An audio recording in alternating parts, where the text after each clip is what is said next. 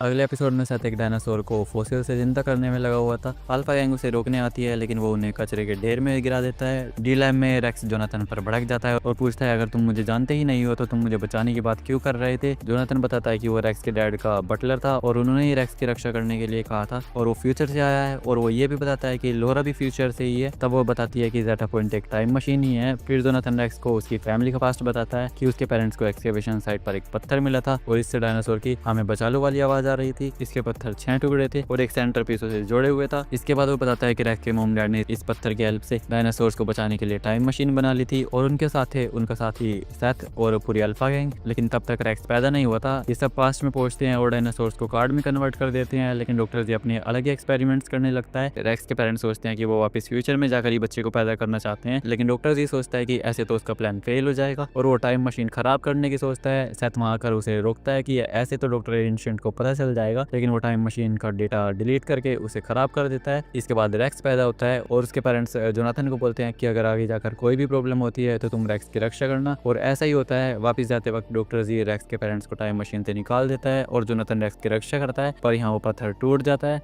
और रेक्स और जोनाथन भी टाइम मशीन से निकल जाते हैं। अल्फा गैंग उस कचरे के ढेर से निकलकर फिर से सेथ से भिड़ते हैं लेकिन सेथ उन्हें फिर से पकड़ लेता है और हेल्गा यहाँ कर अल्फा गैंग को बचाती है। ज़ेटा पॉइंट में भी एक ब्लास्ट होता है और डी टीम को सिग्नल मिलता है। अल्फा गैंग भी डी लैब के बाहर आ जाती है और डॉक्टर जी उनसे बहस करने लगता है और लास्ट में सेथ एक ब्लैक टी रेक्स बना लेता है।